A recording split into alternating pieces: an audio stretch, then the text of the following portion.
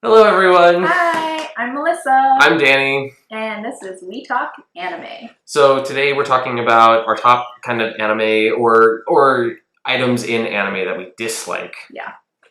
So I guess without too much other than that, we're going to jump right into it. So I guess my top thing that I dislike in anime is let's say the integration of 3D animation that's not necessarily done well with the style of other anime, or if it's something that's overdone. I understand that, like, as technology progresses and stuff, and as studios are either smaller or as their workload's increasing because they're putting out more content, that using computers and more 3D type animation is like a time saver, but yeah, it can be done not in a good way, and stylistically it's so hard to watch. Yeah. It's kind of jarring sometimes. It can be, and it's not even necessarily. I don't know how. I'm going to give, I guess, two examples. One, Kill la Kill. Kill la Kill is not 3D anime, but it's kind of, let me say, maybe more of a budget animation. Because you have that, but then you have parts that are like, obviously they didn't have necessarily like a lot of time or to get it done. But then on the other side you have like something like a Jin, and it just looks weird, and most of the style seems odd to me. So yeah, things that are done 3D that are visually jarring, that's probably my number one that I dislike in animation. One of the biggest things that I hate in anime, but it's kind of a necessary evil sometimes, is filler arcs, and kind of along with that, flashback episodes.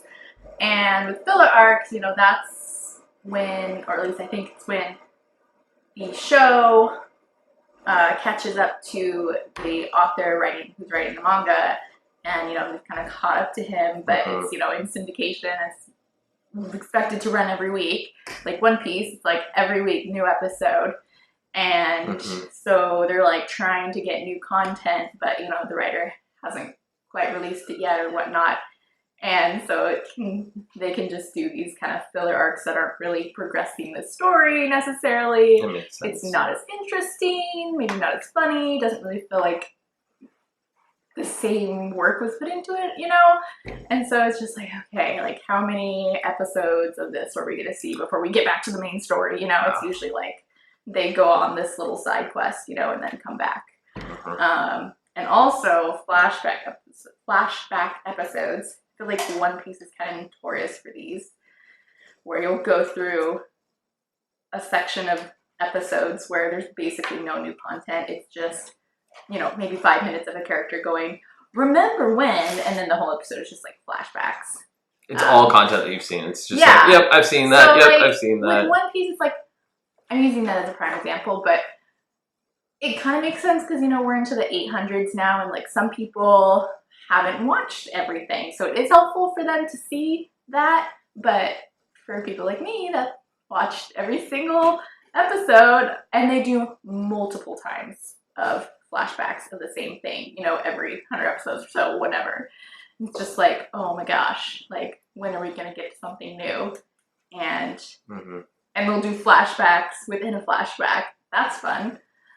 It's so ridiculous. Yeah, I totally hear that with having a flashback episode. Yeah, and on top of that, they'll have like even before getting to that part, they have the intro, and the intro has like recap of the previous few episodes or whatever. So it's a recap to a flashback? Yeah, and it's like, why am I watching this? Disaster. Yeah, I hear that. I feel like in some shorter, this will be just side, but I feel like even in some shorter series, they'll like prep you for like the next week isn't going to be like a normal episode. Yeah. Yeah, I don't know. It's like, it's like a mid, like a, just like to give the writers a break or whatever. But yeah. It's harsh. It's hard. One of the next ones that I guess I dislike to see, and I think this is, I'm trying to stay off of like writing specific things, but this one does really bother me in anime. It's like when you have a character that's too like overpowered for the world that they're in. Death March to a Parallel World, How Not to Summon a Demon Lord, that time it got reincarnated as a slime. All of those are not necessarily bad anime. Like How I Got Reincarnated as a Slime is really good. But it's all like when you have a character who's just so grossly overpowered thrown into the world, I think it makes it difficult from a writer's perspective on how to make it interesting and challenging, because it's kind of like, yep, they're the most powerful being there. They can do whatever they want. And I feel like, it's like, I don't know. And like every boss has to like outdo the previous boss. I know, and it's so honestly ridiculous. the thing that I think about is it's like, okay, if you got all these bosses that are already in the world that are already so powerful, what was the world like before that person got there? It's like, how come they're not running the world and everything? So it's just like, I don't know. I think as a plot device, it's difficult to make work in the world. So people that can do it, kudos to you, but I mean, that's a hard line to toe. So yeah. So my thoughts on that. The next thing that always bothers me in anime is the like super unrealistic bodies and like characters in like proportions, in especially women. And like I get that most anime characters, we all love them because they kind of have this like cool idealistic like body type or whatever, and like big eye and cool hair or whatnot. Mm-hmm. Like I love that, that's cool. But it's when it's like the ridiculously tiny waist and the ridiculously huge boobs. It's just kind of like more the ecchi. It's just like style. It just looks weird to me. Mm-hmm. Like, and I think I started noticing this again. One Piece is like my example for all of this.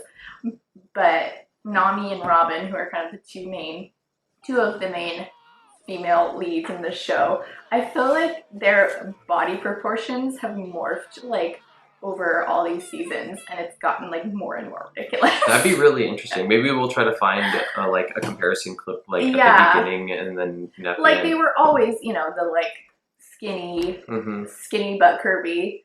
I'm not sure how you do that still, but it's like way ridiculous, and the whatever clothing they put them in is like so ridiculous. And it's just kind of like, obviously I'm not the target audience for that, but it's still just kind of like, really? Okay. Interesting. Yeah, it's interesting. I'm curious to see if the animation has changed. I hadn't really thought about that before, where you have a certain character kind of evolve or get maybe pushed to a direction sexually. Yeah. Because these characters have been drawn for like 20 years. Yeah. And so of course it's going to change a little bit, but I just feel like the body proportions that they've been drawing them has changed drastically, and that kind of bothers me, and I don't really like it. But there again, I'm just like, whatever. Interesting. Yeah. Yeah, and I guess this kind of segues a little bit into mine and I'm gonna just throw it out there as kind of like sexual weirdness in anime. There aren't a lot of anime that have grossly, I don't know, or overtly sexual points. Like they're not necessarily making a point of it to be sexual. There are whole categories of shows that you can go for that. There are, but more than mainstream. No, there are. But I'm talking like more mainstream. But even then, there are some weird. Like you can get some kind of more extreme behavior. I know SAO got flagged in their most recent season for having a rape type scene. That caused a big stir. Wait, was that in the new adaptation? That was in there. And they have talking about it, but I haven't seen it yet. Yep, they have a warning on the beginning of the episode now that it contains like sexual material. Wow. And the author has come out and said that he's not going to use that as like a plot device to advance the story anymore, which is good. I'm happy about that. Yeah. But yeah, no, I mean, there's a number of kind of weird stuff that comes up in anime that's just kind of thrown out there. Like, yeah, it's odd. It's odd when it happens. I think I'm just gonna leave it like that. Like it's one thing. Like there's definitely there's anime for like gay anime, lesbian anime, but then what is weird to me is the whole like sibling love anime. Yep, that's a little bit weird. It's weird when it happens, and it's kind of odd that it's not that uncommon to find. I think that's Like the thing. it's a thing in a normal mainstream. It can be a thing in a It can normal just kind of mainstream pop up, show. and you're just like, oh, they're brother and sister, and They wanted to one of them is interested in the other, and it's kind of like Yeah. that's a little bit odd. So I don't know. Yeah. Thoughts on that? Not Yeah. a fan. Why it's just why it's a thing and and how that came to be. It seems a little bit odd from at least big anime fans, but a little bit of an outsider's perspective. Mm-hmm. There may be reasons why, but I don't understand them. Yeah, those were my top 3. Did you have? Yeah, well, the last one kind of ties into that, and it's just like when a show where portions of an episode are just really over sexualized, and it seems like all the jokes are just like a lot of sexual jokes or jokes about girls' body parts, and it's not that I don't like that at all. Like, that doesn't, it comes up a lot, right? But I feel like sometimes there's shows where they really heavily rely on that as like the humor, and that's like the humor in the show. Or just as the content. Again, that's kind of more of like an ecchi or some kind I don't of know. I naughty just type don't find those as engaging and witty. It's just kind of like, all right, you're making basically the same joke over and over. Like, this isn't that funny or entertaining to me anymore. And like, I feel like sometimes they try to do it over the top for more like shock value kind of thing, and I'm just like, it's not that funny, but maybe it's just more funny to guys. Like, and there are ways that it can be done where it is can be funny, done if it's done, and but it's not like an overused thing. I think what bothers me too.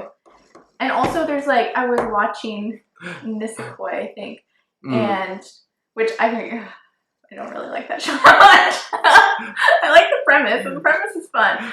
But it's one of those shows where it's like, yeah, literally like half of each episode is just a girl and a guy quivering at each other, And it'll be like the two guys, or the guy and the girl like talking to each other, and it's like zooming in on her crotch. And I'm just like, why? Zooming in on her chest. You're not doing that on the guy.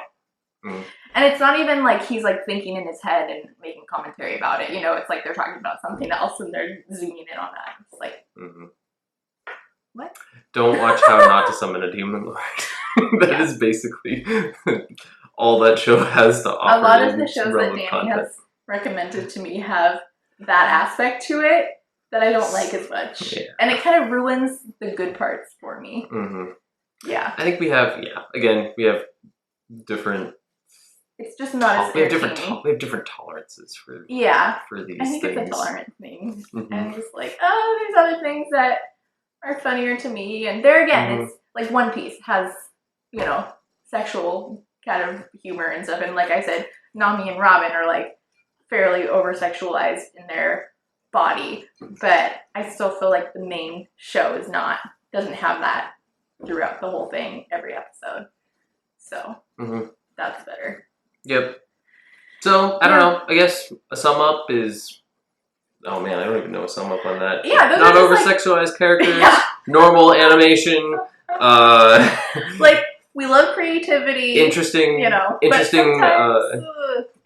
plot devices in anime. Yeah, all of these are good. A number of anime don't have a lot of these aspects that we don't like, which is also nice. Yeah. There's lots of good things. Personal preference too. There's lots of good things to watch out there. There's lots of very well written shows that are very well done. And kudos to all of the people and all of their hard work, because without the animators, like, we wouldn't be able to talk about it or have this entertainment to see, which we love. So, good job. Alright, well, that's a few things that we don't like in anime. Yeah, I don't know if there are obviously things that we missed.